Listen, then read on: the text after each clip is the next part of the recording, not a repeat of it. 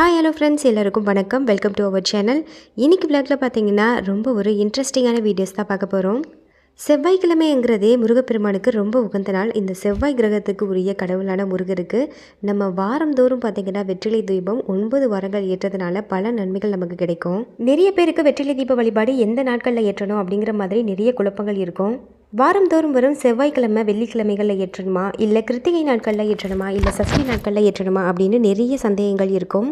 முருகருக்காக ஏற்றக்கூடிய வெற்றிலை தீப வழிபாடு முறையினால் நமக்கு ஏற்படுற பல அளப்பரிய நன்மைகள் பற்றியும், அது மட்டும் இல்லாமல் வெற்றிலையோட மகிமை பற்றியும் இந்த வீடியோவில் பார்க்கலாம். அதோட என்னோட டே இன் மை லைஃப், அதோட முருகருக்காக நான் பண்ண நைவேத்தியமும் இந்த வீடியோவில் பார்க்கலாம். நீங்கள் அளவில்லா முருகர் பக்தராக இருந்தால் வீடியோவை ஸ்கிப் பண்ணாமல் கடைசி வரைக்கும் பாருங்கள். நிறைய இன்ட்ரெஸ்டிங்கான விஷயங்கள் பார்த்தீங்கன்னா இந்த வீடியோவில் நான் உங்களுக்காக சொல்லியிருக்கேன். கண்டிப்பாக முருகரை வழிபடுறதுக்கு இந்த வீடியோ உங்களுக்கு யூஸ்ஃபுல்லாக இருக்கும். இப்போ வாங்க வீடியோக்குள்ளே போகலாம். இப்போ தான் ஃபஸ்ட் டைமாக நம்ம சேனல்ஸில் வர வீடியோஸ் பார்க்குறீங்கன்னா மறக்காம சேனலை சப்ஸ்கிரைப் பண்ணிவிட்டு பக்கத்தில் இருக்க பெல் ஐக்கானை எனபிள் பண்ணிக்கோங்க. எந்த பூச்சி செய்கிறதா இருந்தாலும் வாசலில், முக்கியமாக நிலைவாசலில் கோலமிடுறது அவசியம். முக்கியமாக மாவு கோலத்தில் போடுறது ரொம்ப நல்லது. அதனால் அதிகாலையிலே எந்திரிச்சு வாசலில் கோலம்லாம் போட்டாச்சு. சாமி அறையெல்லாம் சுத்தம் பண்ணதுக்கப்புறம் சாமி ஃபோட்டோக்கள், முக்கியமாக முருகருக்கான பூஜை தான் இன்றைக்கி பண்ண போகிறோம். அதனால் முருகர் ஃபோட்டோஸ் எல்லாம் நல்லா தொடச்சி சுத்தப்படுத்திட்டு அதில் மஞ்சள் குங்குமம் விடுவது நல்லது. முருகருக்காக பார்த்திங்கன்னா ஒரு ஹெல்த்தியான நெய்வேத்தியம் தான் பண்ண போகிறேன். இந்த நெய்வேத்தியம் குழந்தைங்களுக்கு கொடுக்குறது ரொம்ப ரொம்ப நல்லது. இந்த நெய்வேத்தியம் பண்ணுறதுக்கு பழங்கள் தான் எடுத்திருக்கேன். வாழைப்பழம் எடுத்திருக்கேன். வாழைப்பழத்தை பார்த்திங்கன்னா குட்டி குட்டியாக கட் பண்ணியாச்சு. இந்த பழம் பார்த்திங்கன்னா நேந்திரம் பழம். கடாயில் நெய் விட்டதுக்கப்புறம் கொஞ்சமாக நட்ஸ் எல்லாம் போட்டுட்டு அதுக்கப்புறம் இந்த நேந்திரம் பழத்தையும் அதோட சேர்த்து ஆட் பண்ணிவிட்டு கொஞ்சம் நாட்டு சக்கரை சேர்த்துக்கலாம். இது சக்கரை யூஸ் பண்ணுறதுக்கு பதிலாக பார்த்திங்கன்னா நம்ம நாட்டு சக்கரை யூஸ் பண்ணுறது நல்லது. இல்லைன்னா வெல்லம் இருந்தால் கூட யூஸ் பண்ணிக்கலாம். வெல்லத்தை சேர்த்ததுக்கப்புறம் அதையும் நல்லா கிளறினதுக்கப்புறம் தேங்காய் பால் ஊற்றிட்டு கொஞ்சமாக ஏலக்காய் சேர்த்துக்கலாம். ஃபைனலாக பார்த்திங்கன்னா நெய்யில் கிறிஸ்மஸ் முந்திரிலாம் போட்டு தாளித்து அதுலேயும் போட்டுட்டு கடைசியாக எடுத்தோம்னா நம்மளுக்கு நெய்வேத்தியம் ரெடி ஆயிரும். நம்ம எப்படி இருந்தாலும் நெய்வேத்தியம் பார்த்திங்கன்னா முருகருக்கு படைச்சிட்டு நம்ம வீட்டில் இருக்க குழந்தைங்களுக்கு தான் கொடுப்போம். இந்த மாதிரி நெய்வேத்தியம்லாம் பண்ணி கொடுக்குறதுனால குழந்தைங்களுக்கும் வெயிட் கெயின் ஆகும். முக்கியமாக நெய்வேத்தியமாக பார்த்திங்கன்னா ஒரு சிம்பிளான நெய்வேத்தியமாவது வைக்கிறது அவசியம். கல்கண்டு இல்லைன்னா நட்ஸு இல்லைன்னா சக்கரை பொட்டுக்களை கூட சேர்த்து நம்ம நெய்வேத்தியமாக வைக்கலாம். முடிஞ்ச அளவுக்கு ஏதாவது ஒரு நெய்வேத்தியம் கண்டிப்பாக வைக்கணும். உங்களால் முடிஞ்சிச்சுன்னா இந்த மாதிரி ஒரு ஹெல்த்தியான நெய்வேத்தியம் படைச்சிட்டு வீட்டில் இருக்க குழந்தைங்களுக்கோ இல்லை அக்கம் பக்கத்தில் இருக்கவங்களுக்கோ இந்த நெய்வேத்தியம் கொடுத்தோம்னா அதிக பலன் நம்மளுக்கு கிடைக்கும். நார்மலாகவே வெற்றிலை எடுத்துக்கிட்டோம்னா நம்ம நாட்டில் நடக்கிற முக்கியமான அனைத்து நிகழ்வுகளுக்கும் பார்த்திங்கன்னா வெற்றிலை நம்ம அதிகமாக யூஸ் பண்ணியிருக்கோம். வெற்றிலை பாகு வச்சு நிறைய விசேஷங்களுக்கெல்லாம் உபயோகப்படுத்துகிறோம். வெற்றிலையோட நுனி பகுதி பார்த்திங்கன்னா லட்சுமியும், நடுவில் இருக்கிறது சரஸ்வதியும், காமிர் பகுதியை பார்வதியும் நான் ஏற்கனவே உங்களுக்கு சொல்லியிருக்கேன். இதை எப்பயுமே மாறாத ஒரு உண்மை. ஏன்னா இது வரலாறுலேயே எழுதப்பட்டிருக்கு. அனைத்து செடியும் பார்த்திங்கன்னா மொட்டாகி பூவாகி காயாகி பழமாகும், மீண்டும் அதுலேருந்து விதை கிடைக்கும். ஆனால் வெற்றிலை மட்டும்தான் ஒரே ஒரு உருவம் எடுத்தாலும் அதை கடவுளையே சேரும். வெற்றிலை மற்றும் பாக்கு சேர்ந்ததால் மகாவிஷ்ணு மற்றும் பார்வதி தேவியோட மறு உருவமாக கூறப்படுது. இந்த மாதிரி தனி சிறப்பு வாய்ந்த இந்த வெற்றிலை பார்த்திங்கன்னா அதில் தீபம் ஏற்றி நம்ம முருகருக்கு வழிபடுறதுனால நம்மளுக்கு அளப்பரிய நன்மைகள் கிடைக்கும். நம்ம ஏற்கனவே பார்த்திங்கன்னா பிரசாதம் ரெடி பண்ணியாச்சு. வாழைப்பழத்தை வச்சு ஒரு பிரசாதம் பண்ணியாச்சு. இப்போ முருகருக்காக நெய்வேத்தியம் நம்ம பண்ணியாச்சு. அதுக்கப்புறம் நம்ம வீட்டில் இருக்க குழந்தைங்களுக்கெல்லாம் இன்றைக்கி டிஃபன் அண்ட் லஞ்ச் பண்ணி ஆகணும். இந்த மாதிரி பூஜையில் நம்ம வெள்ளனே பண்ணுறோம் அப்படின்னா நம்ம அதிகாலையில் எந்திரிக்கிறது ரொம்ப நல்லது. முன்கூட்டியே நம்ம ப்ரிப்பரேஷனாக எல்லாத்தையும் செஞ்சு வைக்கிறது ரொம்ப நல்லது. நான் முன்கூட்டியே பார்த்திங்கன்னா நிறைய வேலைகள் செஞ்சுருந்தேன். முன்னாடியே அடுத்த நாள் என்ன சமைக்க போகிறோம் அப்படிங்கிறதுக்கு ஏற்ற மாதிரி ப்ரிப்பரேஷனாக சுண்டல்லாம் முன்னாடியே ஊற போட்டேன். அது மட்டும் இல்லாமல் கோதுமை எல்லாத்தையும் எடுத்து ரெடி பண்ணி வச்சுட்டேன். காலையில் எந்திரிச்சோன்னா சப்பாத்தி பண்ணிடலாம் அப்படின்னு முன்னாடியே எல்லாத்தையும் எடுத்து வச்சாச்சு. சப்பாத்திக்கு சிம்பிளான முறையில் குருமா எப்படி பண்ணலாம் அப்படிங்கிறதையும் உங்கள் கூட நான் ஷேர் பண்ணியிருக்கேன். ஆல்ரெடி இந்த ரெசிபி உங்களுக்கு தெரியும் அப்படின்னா நீங்கள் கொஞ்சம் ஸ்கிப் பண்ணிவிட்டு கூட நெக்ஸ்ட்டு பாருங்கள். பிகினர்ஸ்க்கு பார்த்திங்கன்னா ரொம்ப இது யூஸ்ஃபுல்லாக இருக்கும். ஒரு கடாய் எடுத்துகிட்டு அதில் கொஞ்சமாக சீரகம், அதுக்கப்புறம் சோம்பு சேர்த்துக்கலாம். ஒரு கடாய் எடுத்துகிட்டு அதில் நீள்வாக்கில் கட் பண்ண வெங்காயம் சேர்த்துக்கலாம். ஒரே ஒரு பச்சை மிளகாய் மட்டும் சேர்த்துட்டு தேவையான அளவு உப்பு சேர்த்ததுக்கப்புறம் நல்லா அதில் கிளறிட்டு சைட் பை சைட் பார்த்திங்கன்னா சப்பாத்தியும் ரெடி ஆகிட்டுருக்கு. இதோட ஒரே ஒரு தக்காளி மட்டும் சேர்த்துட்டு அதையும் நல்லா வதக்கிக்கலாம். அதுக்கப்புறம் பார்த்திங்கன்னா தண்ணியில் நல்ல கடல மாவு கரைச்சி வச்சுக்கணும். ஆல்ரெடி வேக வச்சுருக்க உருளைக்கிழங்கை நல்லா மசிச்சுட்டு இதோட நம்ம சேர்த்துட்டு ஆட் பண்ணதுக்கப்புறம் கரைச்சி வச்சுருக்க கடல மாவையும் இதில் மிக்ஸ் பண்ணிக்கலாம். இதில் நம்ம சேர்க்க வேண்டிய ஒரே ஒரு பொடி பார்த்திங்கன்னா கரம் மசாலா தூள். காரத்துக்கு வேணால் கொஞ்சமாக மிளகாய் தூள் சேர்த்துக்கலாம். ஃபைனலாக மசாலாவோட பச்சை வாசனை போகிற அளவுக்கு நல்லா கொதிக்க விட்டதுக்கப்புறம் டேஸ்ட் பண்ணி பார்த்தா நல்லாயிருக்கும்.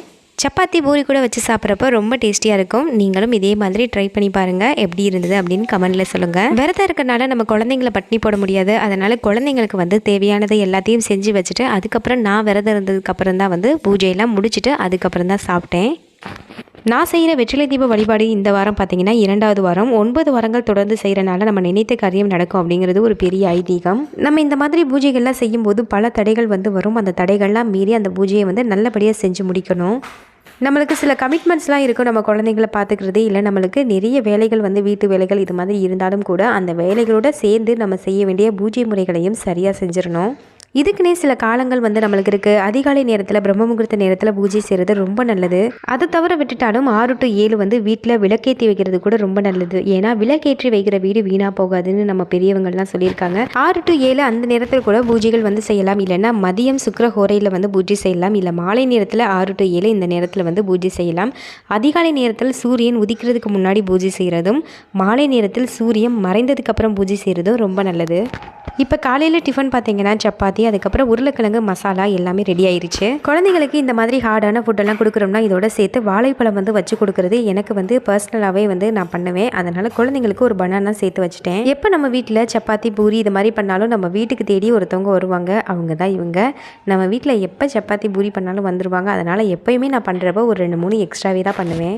நம்ம வீட்டில் பூஜைகள்லாம் செய்யும் பொழுது நம்ம வீடுகளுக்கு ஜீவராசிகள்லாம் வந்து அவங்களுக்கு நம்மளால் முடிஞ்சதை ஏதாவது சாப்பிட கொடுக்கறது ரொம்ப நல்லது.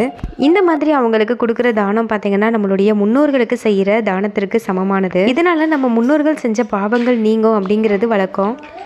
வீட்டில் முக்கியமான பூஜைகள் ஏதாவது செஞ்சோம்னா காலையிலே டிஃபன் லஞ்ச் ரெண்டுமே பண்ணிடுவேன். டிஃபன் வந்து ஆல்ரெடி பண்ணியாச்சு. லஞ்சுக்கு பார்த்திங்கன்னா சுண்டல் அதுக்கப்புறம் கத்திரிக்காய்லாம் போட்டு காரக்குழம்பு தான் பண்ணிகிட்ருக்கேன். எந்த ஒரு குழம்புக்கும் பார்த்திங்கன்னா சின்ன வெங்காயம் சேர்க்குறது ரொம்ப டேஸ்டியாக இருக்கும். கடாயில் இல்லைன்னா குக்கர் எடுத்துகிட்டு அதில் ஆயில் விட்டுறதுக்கப்புறம் சீரகம், சோம்பு, கொஞ்சம் கசகசா, அதுக்கப்புறம் சின்ன வெங்காயம், தக்காளி எல்லாத்தையும் சேர்த்து நல்லா வதக்கிக்கலாம். அதுக்கப்புறம் தேவையான வெஜிடபிள்லாம் சேர்த்துக்கலாம். நான் இப்போ பார்த்திங்கன்னா கத்திரிக்காய், உருளைக்கிழங்கு, சுண்டல் மட்டும்தான் சேர்த்துருக்கேன். எல்லா காயும் சேர்த்ததுக்கப்புறம் குழம்புத்தூள், அதுக்கப்புறம் மிளகாய்த்தூள், கொஞ்சமாக பார்த்திங்கன்னா மல்லித்தூள் மட்டும் சேர்த்துருக்கேன். குழம்புத்தூள் பார்த்திங்கன்னா வீட்டு முறையில் வந்து அரைச்சாச்சு. எல்லாத்தையும் சேர்த்ததுக்கப்புறம் தக்காளி கொஞ்சம் அரைச்சி ஊற்றிட்டு அதோட கொஞ்சம் 1 கைப்பிடி அளவு பார்த்திங்கன்னா பூண்டு சேர்த்துருக்கேன். தேவையான அளவு சால்ட்டு சேர்த்ததுக்கப்புறம் தேங்காய் பால் அரைச்சி ஊற்றிட்டு அதுக்கப்புறம் கொஞ்சமாக புளி கரைச்ச தண்ணியும் ஊற்றிடுவேன். காரக்குழம்புக்கு ரொம்ப டேஸ்டியாக கொடுக்கக்கூடிய வெல்லம் பார்த்திங்கன்னா ஒரு பிஞ்ச் அளவு சேர்ப்பேன். இந்த மாதிரி வந்து வெல்லம் வந்து சேர்க்குறனால இன்னும் வந்து டேஸ்டியாக இருக்கும் குழம்பு. குழந்தைங்களே விரும்பி சாப்பிடுவாங்க. பிகினர்ஸே ஈஸியாக செஞ்சிடலாம். அந்தளவுக்கு ரொம்ப சிம்பிளாக தான் இருக்கும். ஸோ எல்லாத்தையும் வந்து கலந்து விட்டுட்டு குக்கரில் ஒரே ஒரு விசில் விட்டு இறக்குனா போதும், குழம்பு ரெடி ஆயிடும். இதை பார்த்திங்கன்னா சப்பாத்தி, பூரி, சாதம், இட்லி, தோசை எல்லாத்துக்கும் ரொம்ப டேஸ்டியாக இருக்கும். ஃபைனலாக கடுவந்தம் பருப்பு, பெருங்காயத்தூள், கருவேப்பிலை, கொத்தமல்லி எல்லாம் தூவி அதுக்கப்புறம் தாளித்து ஊற்றுனா குழம்பு ரெடி ஆயிடுச்சு. இப்போ டிஃபன் லஞ்ச் எல்லாத்தையுமே செஞ்சாச்சு. இதோட சேர்த்து நம்ம ரெடி பண்ணி வச்சுருக்க நெய்வேத்தியமும் ரெடி ஆயிடுச்சு. இப்போ பூஜைக்கான வேலையை ஸ்டார்ட் பண்ணிடலாம். நான் பண்ணியிருக்க வாழைப்பழ கேசரி, அதுக்கப்புறம் நட்ஸு, இதோட சேர்த்து வாழைப்பழம், அதுக்கப்புறம் வெற்றிலைப்பாக்கு முக்கியமாக வந்து எடுத்து வச்சுட்டு எல்லாத்தையும் கொண்டு போய் பூஜை அறையில் வைக்க போகிறேன். முக்கியமாக வெற்றிலை தீபம் நம்ம ஏற்றும் பொழுது வெற்றிலையுடைய காம்பு பகுதியை நீக்கிறது ரொம்ப அவசியம். ஏன்னா காம்புகளை நீக்கிட்டு அதுக்கப்புறம் 6 வெற்றிலையை வந்து நல்லா ரவுண்டாக இல்லைன்னா நம்மளுக்கு ஏற்ற மாதிரி நீள்வாக்கில் கூட வச்சுட்டு அதில் 6 தீபம் ஏற்றி வழிபடணும். இந்த மாதிரி ஏற்றக்கூடிய தீபத்தில் பார்த்திங்கன்னா நம்ம நெய் விட்டு தீபம் ஏற்றலாம். இல்லைன்னா பூஜைக்காக வைக்கப்பட்டிருக்க ஆயில் வச்சு கூட நம்ம தீபம் வந்து ஏற்றலாம். நம்மிடம் இருக்கிற கெட்ட சக்திகள் அனைத்தையும் நீக்கி வெற்றி பாதையை நோக்கி செல்றதுக்கும் அதிர்ஷ்டத்தை வந்து நம்ம இந்த பரிகாரம் நம்மளுக்கு கொடுக்கும். பொதுவாகவே வெற்றிலையோடைய நுனி பகுதி பார்த்தீங்கன்னா லட்சுமியாகவும், நடுவில் இருக்க பகுதி சரஸ்வதியாகவும், காம்பு பகுதியை பார்வதி வாசம் செய்கிறாங்க அப்படின்னு சொல்லப்படுது. ஆனால் விளக்கேற்றும் போது பார்த்தீங்கன்னா காம்பு பகுதியை நீக்கிட்டு தான் விளக்கேற்றணும். ஆனால் நம்ம இந்த 3ஐயும் ஒன்றாக கருதுகிற வெற்றிலை பாக்கு வச்சு நம்ம வழிபடுறோம்ல, அப்போ 3ம் வந்து அந்த வெற்றிலை இருக்கிறதா நம்ம நினச்சி நம்பிக்கையோடு வந்து பூஜை செய்யணும். இப்போ தீபத்துக்கு ஏற்ற மாதிரி 3 எல்லாம் போட்டு எல்லாத்தையும் ரெடி பண்ணியாச்சு. இப்போ இது எல்லாத்தையும் கொண்டு போய் பூஜை அறையில் வந்து வைக்கலாம். பூஜை அறையில் ஏற்கனவே சாமி படங்கள் எல்லாத்தையும் சுத்தம் செஞ்சு வச்சுருக்கேன். அதுக்கப்புறம் முருகருக்கு ரொம்ப பிடிச்ச அரளி மலர் வந்து அதில் சாத்திக்கலாம். அரளிப்பூ வந்து ரொம்ப ரொம்ப முருகருக்கு பிடித்த மாதிரியான பூக்கள். அதுக்கப்புறம் செம்பருத்தி கூட நம்ம வைக்கலாம். முருகருக்கு ரொம்ப பிடித்த மாதிரியான நட்சத்திர கோலங்கள்லாம் போடுறது ரொம்ப நல்லது. நான் வாசல்லையும் பார்த்தீங்கன்னா நட்சத்திரம் கோலம் தான் போட்டிருந்தேன். இப்போ நம்ம போட போகிறது பார்த்தீங்கன்னா பூஜை அறையில் போடக்கூடிய சர்க்கோண கோலம். சர்க்கோண கோலம்னு பார்த்தீங்கன்னா 6 கோலம் வரும். அதாவது நடுவில் ஒரு நட்சத்திரம் போட்டு சுற்றியும் பார்த்தீங்கன்னா 6 நட்சத்திரம் வந்து வரும். இந்த 6 நட்சத்திரம் அப்படிங்கிறது ஆறுமுகரையே குறிக்கும். சர்க்கோண கோலம்லாம் போட்டு அதன் மேலே வந்து தீபம் ஏற்றி வைக்கிறது ரொம்ப நல்லது. முருகருக்கு 2 பக்கமும் பார்த்தீங்கன்னா குத்து விளக்கெல்லாம் ஏற்றி வச்சுட்டு அதுக்கப்புறம் சர்க்கோண கோலம் நடுவில் போட்டுட்டு அதுக்கப்புறம் நெய்வேத்தியம் எல்லாத்தையும் முன்னாடியே வச்சுட்டேன். வெற்றிலையின் மேலே நம்ம தீபம் ஏற்றினதுக்கப்புறம் அந்த தீபம் ஏற்றினதுக்கப்புறமா அந்த எண்ணெய் சூடாகி வெற்றிலை காம்பிலிருந்து வர்ற அந்த லேசான நறுமணம் வந்து வீசும். இது பார்த்திங்கன்னா தீபத்திற்கு அடியில் இருக்கும் அந்த காம்பு இல்லாத வெற்றிலை தீபம். நறுமணம் வீசும் பொழுது அதை நன்றாக சுவாசித்து அந்த தீபத்தை நோக்கியவாறு 5 நிமிடம் பார்த்திங்கன்னா உங்கள் மனதில் இருக்கிறத நினைத்த கோரிக்கைகளை வந்து அந்த முருகர் முன்னாடி வைக்கணும். நினைத்த காரியங்களை வேண்டி முருகர் முன்னாடி அமர்ந்து நம்ம தியான நிலையில் வந்து அமர்ந்திருக்கணும். அது மட்டும் இல்லாமல் நம்ம பூஜை செய்யும் பொழுது 108 மந்திரங்கள் வந்து இருக்குது, முருகர் மந்திரங்கள். அது சொல்லலாம். இல்லை எந்த மந்திரமும் தெரியலன்னா கூட பரவாயில்ல, ஓம் சரவண பவா, ஓம் சரவண பவா அப்படின்னு நம்ம உச்சரிச்சுக்கிட்டே நம்ம வேண்டிய வரத்தை வந்து கேட்கலாம். நம்ம வீடுகளில் ஏற்றப்படும் வெற்றிலை தீபத்தில் இருந்து வரும் அந்த நறுமணத்தின் மகிமையால் முருகனே மனம் இறங்கி நம் வேண்டுதலை நிறைவேற்றுவார். நம்ம ஏற்றக்கூடிய இந்த தீபத்தில் பார்த்திங்கன்னா பஞ்சு போட்டு நம்ம வெற்றிலை தீபம் ஏற்றதன் மூலமாக வறுமையின்றி அல்ல குறையாத பணவரவு வந்து ஏற்படும். வாழைத்தண்டு திரி ஏற்றதன் மூலமாக இந்த வெற்றிலை தீபம் ஏற்றதுனால சகல சௌபாக்கியமும் நம்மளுக்கு ஏற்படும். நல்லெண்ணெய் மற்றும் நெய்யில் நம்ம தீபம் ஏற்றதன் மூலமாக மகாலட்சுமி தாயாருடைய பூரண அருளும் நம்மளுக்கு கிடைக்கும். இந்த வெற்றிலை தீபம் பார்த்திங்கன்னா முருகருக்கு ஏற்றுவது போல் நம்ம மகா விஷ்ணுவுக்கும் ஏற்றலாம், அதே மாதிரி மகாலட்சுமி தாயாருக்கும் ஏற்றலாம். செவ்வாய்க்கிழமை ஏற்றப்படும் வெற்றிலை தீபம் வெள்ளிக்கிழமையும் ஏற்றலாம், சஷ்டி நாட்களிலும் ஏற்றலாம். அது மட்டும் இல்லாமல் முக்கிய கிருத்திகை நாட்களிலும் கூட ஏற்றலாம். முருகருக்கு உகந்த அனைத்து நாட்களும் ஏற்றலாம் இந்த வெற்றிலை தீபம். 9 வாரங்கள் வெற்றிலை தீபம் போடணும் அப்படின்னு வேண்டியிருக்கேன். இது பார்த்திங்கன்னா என்னுடைய 2வது வாரம். 2வது வாரம் வெற்றிகரமாக பார்த்திங்கன்னா வெற்றிலை தீபம் வீட்டில் ஏற்றியாச்சு. கருணை கடவுள் முருகருடைய முழு ஆசீர்வாதம் கிடைக்கணும் அப்படின்னா நம்ம முழு மனதோடையும் நம்பிக்கையோடையும் இந்த பூஜை முறைகள்லாம் செய்கிறது தான் நம்மளுக்கு அதனுடைய பலன் வந்து அப்படியே கிடைக்கும். மனப்பூர்வமாக பார்த்திங்கன்னா என்னுடைய பூஜையை வந்து நிறைவு பண்ணிட்டேன். அதுக்கப்புறம் பார்த்திங்கன்னா 108 போற்றி மந்திரங்கள் வந்து கூகுளில் பார்த்துட்டே வந்து நான் சொல்லிகிட்டு இருந்தேன். இந்த மாதிரி உங்களுக்கு மந்திரங்கள் வந்து தெரியலன்னா கூட நிறைய வந்து கூகுளில் வந்து நிறைய மந்திரங்கள் வந்து இருக்குது. அந்த மந்திரங்கள் பார்த்து நீங்கள் சொல்லிகிட்டே வந்து பூஜை பண்ணலாம். இல்லைன்னா எந்த மந்திரம் தெரியலன்னா கூட சரவண பவா அப்படின்னு உச்சரிச்சுட்டே நம்ம வந்து போற்றி மந்திரங்கள் வந்து சொல்லலாம். என்னோட சேர்ந்து முருகரை நீங்களும் வழிபடுங்க. என்னோட சேர்ந்து முருகரை வழிபடுற உங்கள் எல்லாருடைய வேண்டுதலும் அப்படியே நடக்கணும் அப்படின்னு நானும் பிரார்த்தனை பண்ணிக்கிறேன்.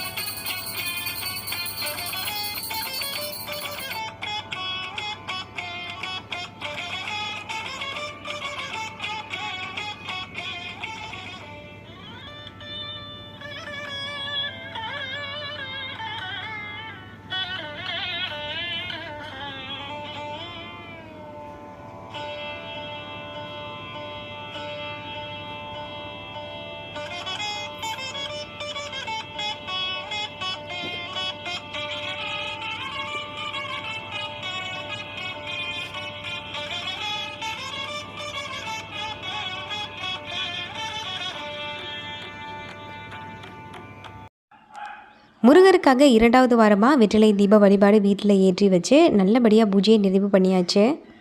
இவ்வளோ நேரம் பொறுமையாக பார்த்த உங்கள் எல்லாருக்கும் ரொம்ப ரொம்ப நன்றி.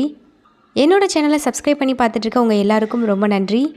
வீடியோவை கடைசி வரைக்கும் பார்த்துருப்பீங்க. வீடியோ பிடிச்சிருந்தா வீடியோக்கு ஒரு லைக் பண்ணுங்கள். மறக்காம சேனலை சப்ஸ்கிரைப் பண்ணிவிட்டு பக்கத்தில் இருக்க பெல் ஐக்கானை எனபிள் பண்ணிக்கோங்க. இதே மாதிரியான நிறைய இன்ட்ரெஸ்டிங்கான வீடியோஸ் நம்ம சேனலில் இருக்குது. எல்லா வீடியோஸையும் பாருங்கள். அடுத்து ஒரு சூப்பரான இன்ட்ரெஸ்டிங்கான வீடியோஸில் பார்க்கலாம். தேங்க்ஸ் ஃபார் வாட்சிங். நன்றி, வணக்கம்.